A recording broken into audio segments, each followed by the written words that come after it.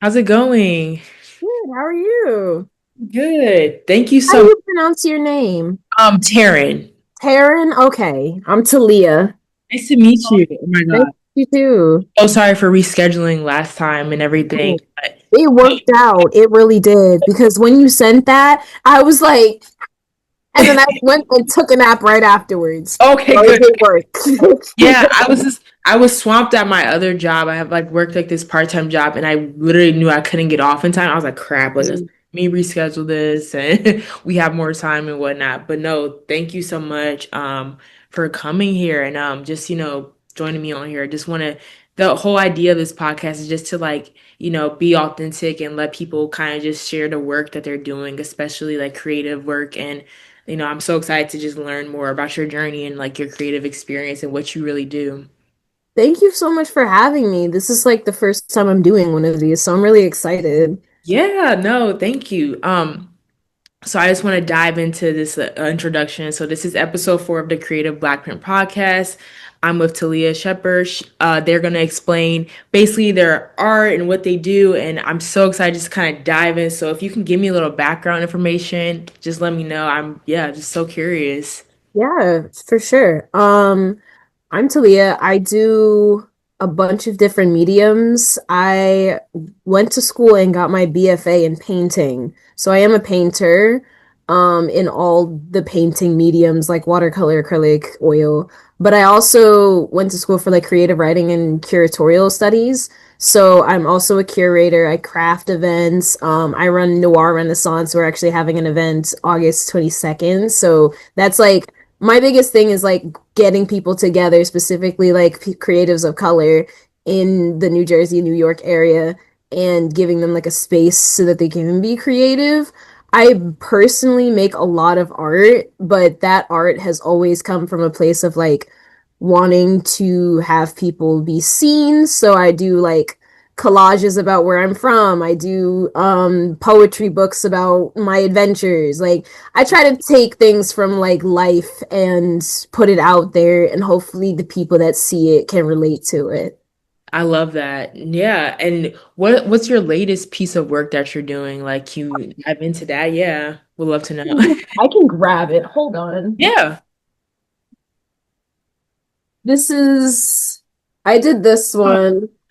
I am a mixed media person, so these are like the black parts are like duct tape, and Wow. then this is Okay. like a little thing that I got from a super glue thing. It says like holds over 1,000 pounds. Yeah. Um, this was supposed to be the title is called Growing Pains, Okay. and it's basically like I was going through a funk where I wasn't really creating that much, and it felt like the person that I was Mhm. was like changing and morphing, like when a snake like sheds its skin.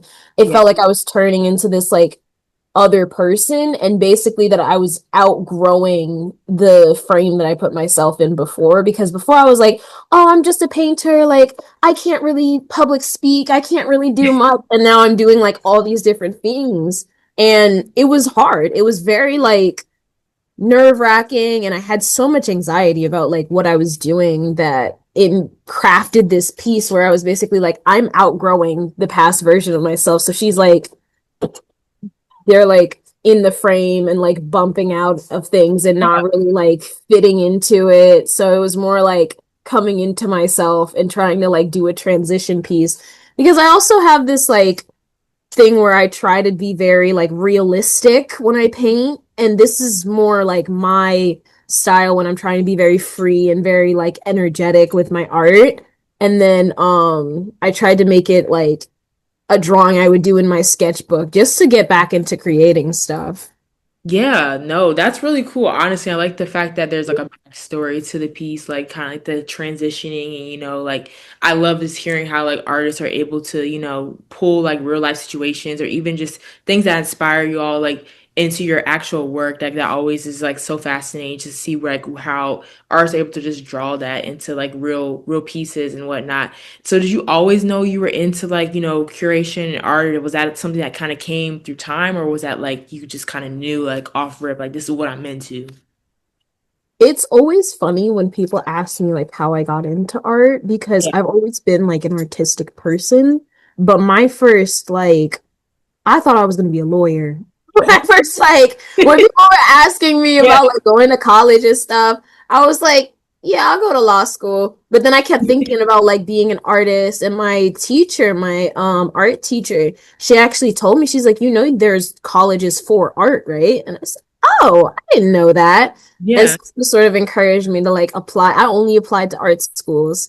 And I applied to 7 schools, got into 6, and then the one that I went to, they were giving me like a pretty big scholarship, so I was like, okay, I'm gonna go there. Yeah. But before that, I never really thought that I could do art full time professionally, and a lot of my family was like, don't pursue art, try and get your degree in something sensible first, and then like build it from there, maybe do art on the side. But while I was in college, I've always been this like type of person that's like, if I'm gonna do something, then I have to like do it well and like put all of my energy into it and like be passionate about it. So when I was in school and I was learning about like being a curator, being a painter, being like how to make money as an artist, I Mhm. was like, oh, so this is the standard. These are the steps. I just have to like do this all the time, like Right. as hard as possible. And Yeah. so, like, once I graduated, I unfortunately did not take that much of a break and I did get a little burnt out, but I just went straight into stuff. I was like doing so many shows and I was like, this is the life of an artist. I'm going to do this and I'm going to like do it very well because that's what I'm passionate about. I didn't want it to be like, oh, I just do art on the side and not really like put time into it because I feel like if I'm not creating, then I'm not like living to the fullest. That's why I didn't want to be a lawyer. I was like, if I'm gonna, it came down to a point where I was like, if I'm gonna do something like law school, if I'm gonna be like in those fields, then I should probably do like, I'm gonna do art on the side anyway. So I might as well do art and then do something else later. Yeah, no, and I like that what you said, like this that drive and passion. You want to be doing something authentic and something that you really like. And I think that's what a lot of people struggle with, like just being able to like really say that, like, do I really want to do this and really pursuing it like full time and whatnot. So I love that story. And honestly, I would say, like, how did the Noir Renaissance come? Did that come out of like just, producing art, meeting people and, kind of, just being able to network and build a collective? Or was that something you kind of always envisioned like at this time, like having? So it's very funny how it started. I was like in college. It was my maybe sophomore year of college. And I was already like an active part of the BSU that they had on my campus, which was like literally like 5 people. Oh my God. But because I went to school in Massachusetts, so Oh, it was like it was we needed a BS. yeah. But it was me and like a bunch of other people, and I said, "Oh, we could probably do this on like a larger scale." And I was already in a group chat called shout out Black Weirdos on Instagram. Love it. But it was a group chat for like people in the area that were like a little bit alternative, that listened to like maybe some like different types of music, but like the premise was like we're black, sometimes we're a little weird. And then I looked in the chat. I was like, "Hey, are there any artists in here? Do you guys want to maybe like do another chat?" And so that's where the original chat came from on Instagram, was Black Weirdos Create. Yeah. And that was maybe a chat of like 20-ish people, and we just started talking, and we actually started showing up for each other too, because there was a few times where I would go to a show and be like, "Oh my goodness, you're in the group chat." And then it's sort of like built from there. And as I was creating, like as I was connecting people, because we would send stuff all the time and just be like, "Oh, this is an opportunity, this is an opportunity."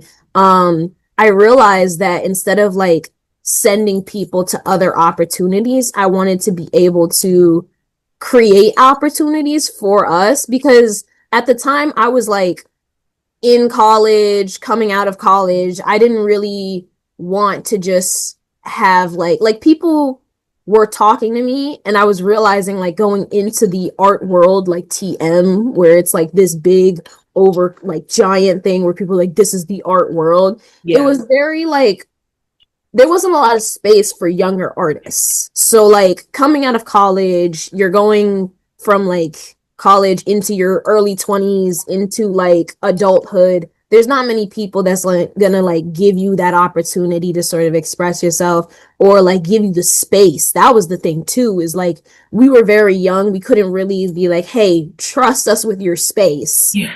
And I know I look like a teenager, but please trust me with your space. So that was one of the barriers that I was coming to realize. And once I started Black Weirdos, it turned into Noir Renaissance because for some reason the Black Weirdos page just kept getting shut down. Oh no. Um yeah, on Instagram. One person pointed out it might be the abbreviation BWC.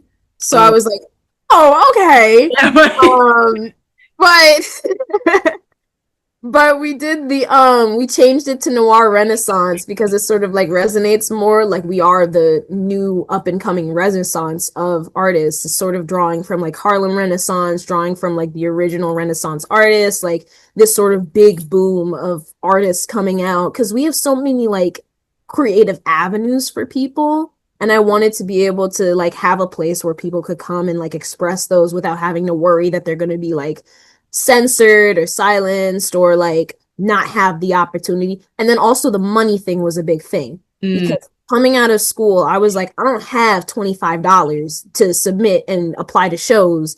God forbid they ask me for 150 for a wall space. yeah. Like that's a lot of money. So when I make shows, I try to make it very accessible, like it's in the area, it's maybe $10 to submit, maybe $10 to show up, and you're gonna have a good time. We usually have food at our events. We usually have drinks at our events. Like these little things that I feel make things comfortable that I wasn't seeing in other places. Like maybe you do have food, but maybe you have to pay for it. Like we didn't, our first event that we ran was called Type Shit.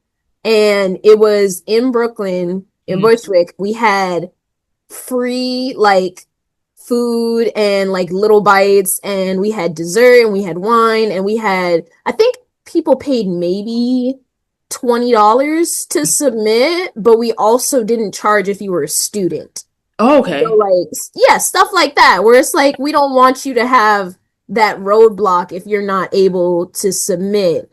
Like we don't want you to be able to like we don't want you to miss out because you don't have the money, you don't have the like sources to get there. Yeah, I'm always trying to like reach out to people because I feel like my biggest thing is people always talk about like, oh, I'm building community, but it's behind a paywall of $30. Right. And yeah, that's So very who are you advertising the community to? People right. that can pay $30 for those things. So that was the biggest thing for me. And that's what I'm trying to like keep consistent. Like the show that I'm doing right now is a sliding scale of like $5 to $15 if you want to submit. So it's like whatever you have, you can put that towards it, but I'm not asking you for like a lot of money. Yeah. Right. That's super important, that accessibility piece, because that's the biggest thing I feel like I see with a lot of events. Like it's like they're not really catering to the full community. It's like Right. you all think is like so like just something I've seen and I'm like always wondering like, is this really like kind of helping or like is it really, Right, right. you Because know? it's become a cash grab in some Right. places. And I don't like that for like, because artists are already like the people that people like to joke are starving artists and like don't have that much money. So like, why am I paying 100 something dollars to show at an event? Like, that doesn't really make sense to me. And also, you can see that and be like, oh, you guys want the money and the fame from being an artist, from being connected to creatives, but you don't really want to support the creatives themselves. Exactly. That's very crucial. And especially given like in the New York, New Jersey area, things are already expensive as is. And like you said, that fame, accessibility, and like people aren't really trying to think about that fully with some of these events. But I like the fact that, you have like these events and you're really like catering to people and like especially just knowing the financial situations that people might be in, like just give what you can essentially if you want. So that's very, and I love that. That's awesome. We need more events like that, especially in creative aspects. I think like I think I was at that event because my friend Clara, I think her art was in there, and I remember seeing all the art and just the I performance. think I know who you're talking about. Yeah. Yeah. Yeah. Oh my goodness. Hi.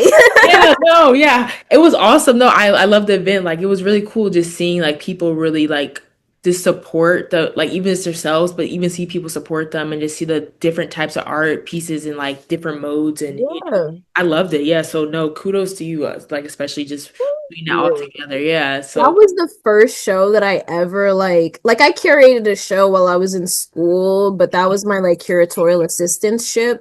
oh okay. And yeah, I curated a show. That was my first like I want black artists in this show. And I Yeah. brought black artists to the school and it was the first time that they ever had like a fully black show at my school. So Wow. coming out of that, not really having those like Mhm. school gallery resources was very scary. But type shit turned out really, really well. I was so proud. Like It was my best friend, she supported me through it and like she co-founded and created the show with me. I And love she made all the food. So like anything that we had the like mac and cheese, we had the what did we have? We had that like I think it was cake.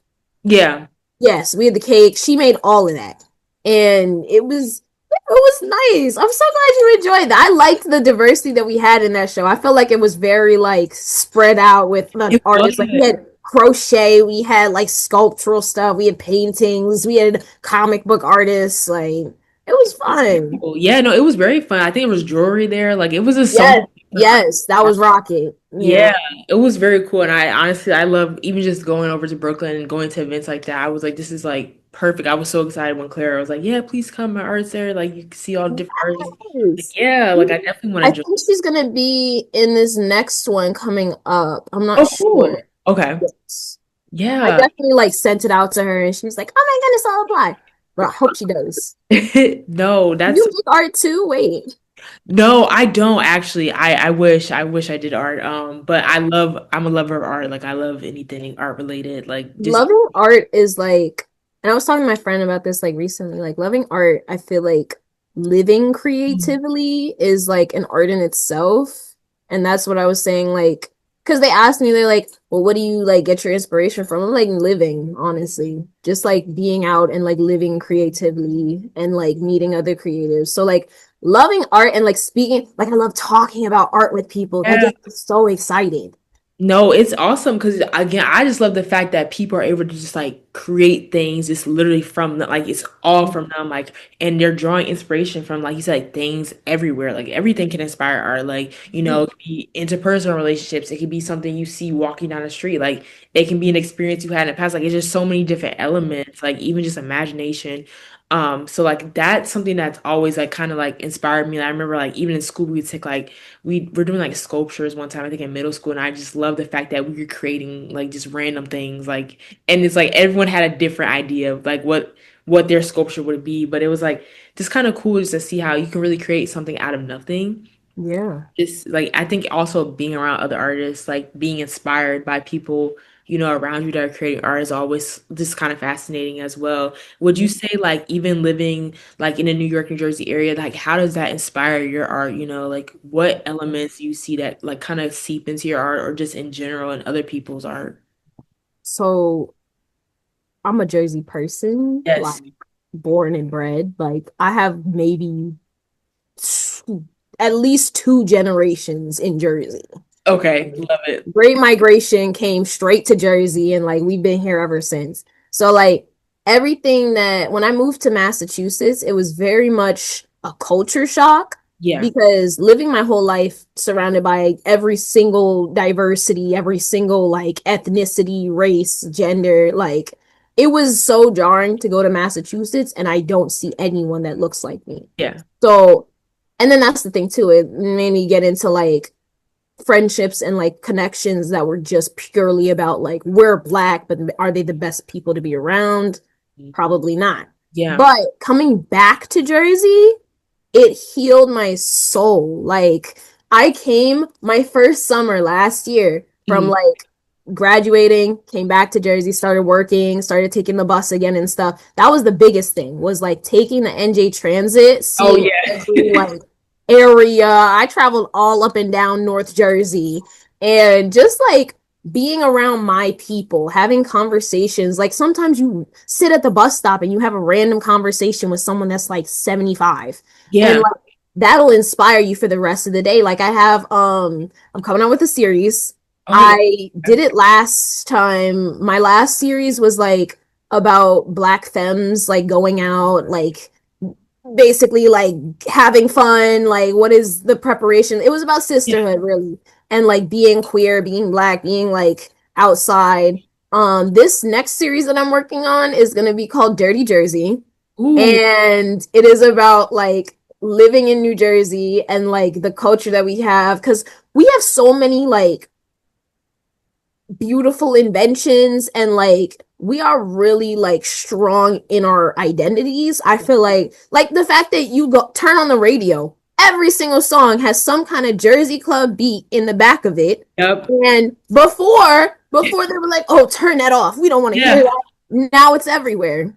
A whole shift. Yeah. Yeah. Now it's everywhere, but that's because we have so much creativity, and it's like it's really apparent for me Mhm. because going to New York and stuff, like I see all the creativity, but I feel like it's so New York is big. Yeah. Jersey is very much more like centered, and maybe that's because I don't go down to South Jersey, but Yeah, same. whenever I come in up here, like in Jersey, you could really just walk outside and be like, "Hey, are you a creative?" And they're like, "Yeah, I dibble dabble." But you really see like so many different people at these shows that I wanted to like show that creativity and that expression. And so whenever people are talking about like artists and stuff, like when I was in school, they would always be like, "Oh, you live near New York, you're gonna have like such an easy time with getting all to the galleries and stuff." I don't need New York. Right. Jersey. I can have fun in Jersey. I can meet all the creators and stuff. And then I'll go out to New York whenever I feel like it. But it's very like packed with artists here in Jersey and in New York. So you have all of those like people coming from both places. And it's so creative and beautiful. It's like an explosion of just creative people everywhere. And I Yeah. really treasure that because I thought I was going to lose Mhm. my creative community when I graduated. Because I met so many people out there that like I would go to I'm a basement show kid. So I Mhm. would always be like in someone's dirty basement like listening and headbanging. So I would go out to these shows and like meet all these cool people, and then we would like go out, spray paint together, make art together. And I thought I was going to lose that coming back out here, but it has grown more. I Mhm. would say I have more connection, more like people that I know that are artists out here than I ever did back there. That's so good. I love hearing that, like the pride you talk about, just like Jersey, because Absolutely. yeah, people love to like kind of drag New Jersey and act like we just don't have any like you said, like the creative aspect. It's like, oh, you're next to New York, the proximity to New York. You can there's more in New York. But it's like I like you said, I've met like a bunch of people that actually have like so many different collectives and markets going on, all based in Mhm. New Jersey, and they expand to New York. And it's like, but they're based in New Jersey, but no one really wants to talk about that. But I like the fact that you kind of talked about how we have that element here and like just there's creativity all around, like even just in centralized hubs, like people they're emerging. I feel like more now I'm seeing just more like of like just these creative like little hubs that kind of popping out. But like back when I was like in high school and stuff, I always was trying to find these little groups of people that were doing art and just like willing to bring people together, and like I really know. But now I feel like I'm definitely seeing that more in New Jersey in general, and just like people kind of just coming together, banding together and wanting to promote like just even if it's like art, music, like just Yes. different elements. So it's great to hear that. It's really refreshing as someone that like I don't live in New Jersey anymore, but I used to come up a lot like last year. I live in DC right now, but every time I come home, yeah, I'm like I always want to like move back. I'm like I miss New Jersey. Like it's just that element of like I just know everything. It's familiar and it's like that, Yeah. like you're just It's feeling really the familiarity with everything. Cause like going back out to Massachusetts, I would always feel like so lost. yeah, Then yeah, I come out here and I'm just like, oh no, this is the normal. yeah, Out there, that's not normal. yeah, This is normal. It's normal to see like people of every color, diversity, and stuff yeah. like it's not normal to see like one type of person out there. So Right. No, that's completely real. So I love the fact you touched on that for sure. And I also want to just kind of touch on the fact, like, just being able to, utilize even like you said, your friendships in your art as well. How do you like kind of tie that into your art? Like what, and also maybe even artists that you're inspired by, if you want to touch on that, just, people For that also create. sure. Oh my goodness. I have this book that I'm reading through. It's called Young, Gifted, and Black. I got Oh, it from the Newark Art Museum. And I'm gonna flip to some of my favorite artists, yes, but please do. Jennifer Packer. Ooh, okay. Love it. And I also really like, it's a big book. I really love this book. Oh my goodness. I got it. I was like, I'm gonna splurge, I'm gonna treat myself. And it was one of the best like purchases I've ever made. But Jennifer Packer and then Jordan Castile, Hmm. Wow. Jordan Castile, they both have this sort of, and I'm gonna bring one of my art pieces. Yeah. They both have this like they work with their communities. So Hmm. every piece of art is some sort of interview, some person that they know where they were like, hey, do you want to be part of a piece? And then they sit there and they live paint them. But I don't have the Wow. ability to like live paint my friends. So That's this so is my best friend Alicia. She's the one that actually did the show with me type Oh, shit. cool. But we were in the store, we were in the hair store. She's picking up hair products for her grandma. Mhm. And I took a picture of her because I like the colors and I like the way that she was like standing and stuff. And I Yeah. wanted to meet her. But I have another piece that's I'm working on for my other best friend. Mhm. But I always feel like the people around me kind of made me who I am. And it is like I'm not the richest person. I'm not the like most like I don't really remember a lot of things, but what I can do is I can make you a piece of art. So every time I want to like show my love to somebody, every time I want to like enjoy, like I have little pieces, like I painted my sister. Oh my goodness, I love this picture of my sister. Oh my gosh, I love it. That's so nice. Oh my gosh. But it's just like I like how they show love to the people around them. And Jordan Castile, she is specifically talking about like the relationships between black men Mhm. and each other and like how people view black men. So every time she paints one of them, she has like a story corresponding like with the painting. So Okay. it's always about like sort of shifting the view because like whenever I remember this is One Piece, she was like, this guy is a father. He Mhm. does this, this, and this. He takes care of his mom. But you wouldn't know that because of the way like he looks. Like he looked like if people were like if the news was to do a story about him, they would probably call him a thug or something. Yeah. And he was like very tatted, very like he had the hat on, he had this like stare where it was just like mean mugged a little bit. Mhm. And he didn't really like looking at him, I don't think you would have known that. But that's the problem that she was trying to address is like she wanted to talk about all of the things that make up this beautiful person and like sort of have us see him the way we she sees him and Yeah. sort of like she deconstructs masculinity and like the way that they pose. Like I think a lot of them are shirtless and or nude.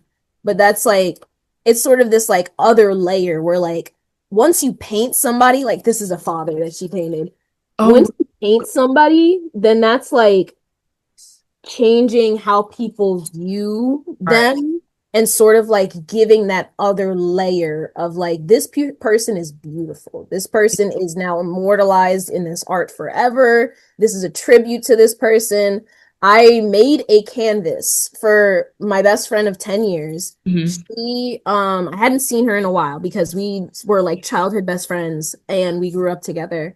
But I made this like giant piece of art and Mhm. I was like, how can I, sorry, someone just pulled up. How can I like put all of my love and effort into this painting to show her that I care about her? So I stretched the canvas myself. And like while I'm doing this, everything I do, I try to have some sort of like intentionality in it. So like I was like, oh, I would fold it like a gift. I would paint this color instead of this color. I would try to make it like what does she like? She likes flowers. She likes this. Like I was trying to like bring all of these things that I know about her. And like when I did the collage, I would like oh my goodness. So this is thrift store tag. This is the Newark rail. because Mhm. she's from Newark. Um, Okay. this is a like wrapper from a thing that we got when we were Oh, eating like croissant. I think it was a bubble waffle. It was okay. a bubble waffle, and I didn't know what a bubble waffle was until we got it. But that's a wrapper, and she actually like tore off a piece and was like, "Do you want to save this for a collage?" Because she Oh, likes to be part of my stuff and like support yeah. me that way. I put the Noir Renaissance sticker on there because that was like the first thing that we did really like partnered together. Like media bracelets, like places that we went. So it's all like a kind of story of our friendship, like in a canvas. And that's why I'm trying to like, I don't know, it takes me a while to make these. So I'm always trying to like work with intention, but that took like a good 3 months to Wow. do. Oh my gosh. That's so cool how you incorporate like the little like trinkets from like, the day and like elements of like just her. Like I love that. Like, cause that, like you said, it shows that intentionality and that authenticity, which is like so cool to see in art. So that's really dope. And I like how you capture like your friends and like your art pieces and whatnot and like elements of them. Yeah, I love like if I wasn't surrounded by love and people, I probably would be a very much like there were times in my life where I was very like depressed and I felt very isolated, mostly when I was at school. But it was hard for me to create because I was Mm, caught in, like, it wasn't hard for me to create, but it was creating with a lot of anger. And a lot of the art from my time in school came mm, from this place where I was like, I hate it here. I hate all this racism. I yeah. hate like being the only, because I graduated and I was the one of two black female femmes Mhm. graduated. It was me and like one other person. Oh my God. And I barely interacted with her. Hmm. And that was so sad because I realized like graduation, I looked around and Hmm. all the black femmes that I had started with were gone. They either were expelled, they dropped out, they were like, and it was just me. And I remember like sitting in there and I was like, that's why I've made so much art that is like angsty, that is like creating from this like sad place. So when I moved back home to Jersey, I was like, I don't want to create out of Yeah. anger anymore. I want to create. That's why my style has changed so much. Is like all of I used to use a lot of like dark tones and like purples and grays and stuff. I used to work in like only black charcoal, which is kind Oh of my funny. gosh. But Yeah. now since I've like come out of it, all of my stuff is very like colorful and expressive, and there's so much joy behind it. And that like it's become very therapeutic I for love, like yeah. myself to realize that I am no longer stuck in that position. Like my Mhm. therapist calls it like updating my systems, where like you don't have to like live in fear anymore. You don't have to live in anger anymore. You can just live and express yourself and be okay. And so that's what I'm trying to like bring into my art now. That's why I was excited about the new piece that I did because that was very much like that, it like in its essence, like Yeah. actually on canvas.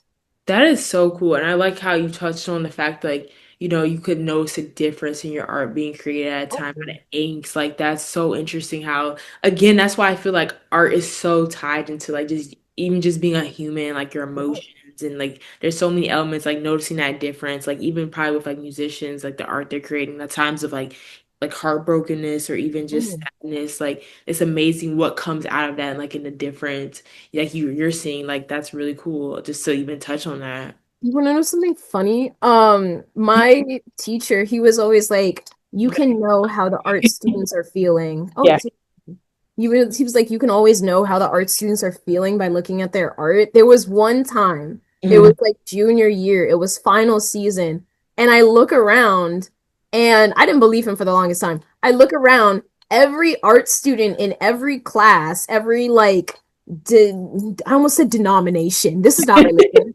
In every like major, like illustration, painting, printmaking, everybody was creating these like sad, depressed, like people laying down. It was specifically painting people like laying down and like sleeping.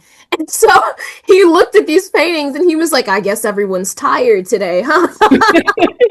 But it's like that raw emotion, that collective emotion of like we're tired. Yeah, Like came out exactly. in the art, and I thought that was hilarious. Oh my gosh. No, that's so funny. The fact that he could pick up on that entire vibe from everyone. The fact that it all was coming from everybody at the same time is even more like impressive. Yes, yes. Oh my gosh.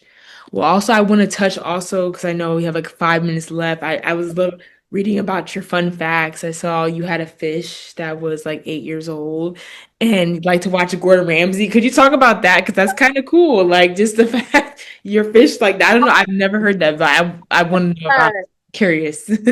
Okay, so rest in peace, Eugene Quantavious Yes. Shepherd. He was a fish that my best friend gave me and he lived, when I received the fish, he was like 5 years old. And then Oh, he lived another 2, 3 years after that. And he was the oldest beta fish I've ever seen.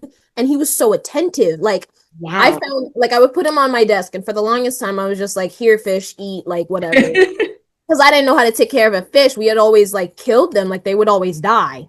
And at one point I like put my computer up on my desk Mhm. and I put like in two tabs, like I had my YouTube on one side and my painting reference on the other side. I'm painting and then I look over, this fish is sat at the corner of the tank and he's watching. Like he's just looking at Gordon Ramsay. And so I paused it, I put it away. I was like, and then he swims away. I said, "Were you watching TV?"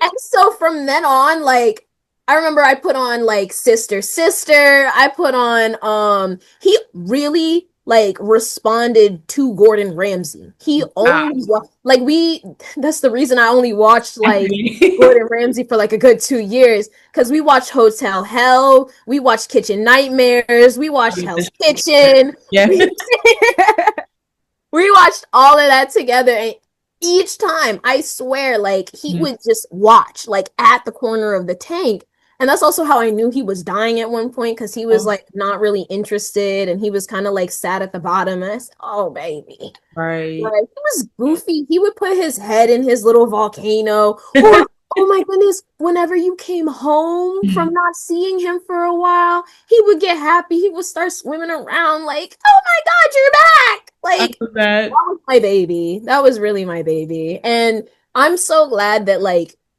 I was able to give him that life because at a certain point he looked like very, very tired and like it was the end. It Yeah, was very much supposed to be the end because he had lived for like 8 years. So great I, life. I Yeah. had to let him go. We had a funeral. Oh my God, we had a funeral. Oh my gosh. I love that you guys had a funeral for him because, We they had a funeral. I made him a little fish casket. And then so many people came too because they knew him from like What? me going to school and like they were like, "Oh no, Kwan's dead." I said, "Yeah, he died. Went peacefully." I Yeah. edited him in those little like cloud things that they be Oh doing my, for the black portraits. I love it. I Like love the little pamphlets. Yeah.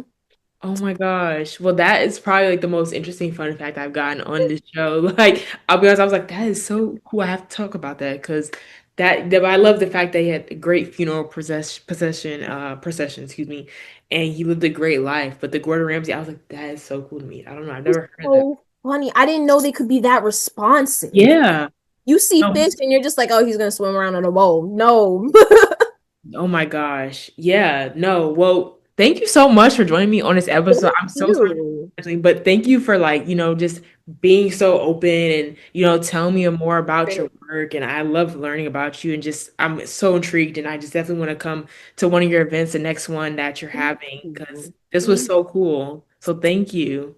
Thank you so much for having me. This is the first time I've ever done something like this, and it was very fun to like just talk about art and like you're a Uh, very sweet person and like it felt like easy. I thought it was gonna be more like I was prepared. I told my mom I had an interview and I was just like I saw her face. I was like, not for a job. It's not for a job. But that's the like energy I was coming with. I was like, oh, am I gonna like oh I yeah. thought like the questions and stuff. I was like, am I gonna be able to answer these? No, you did awesome. And honestly, I just wanted to always be about the person I'm interviewing, like just make it just about them and authenticity. And you definitely brung that today. So I'm so appreciative. Like, I can't wait to edit Thank this. you. Of course.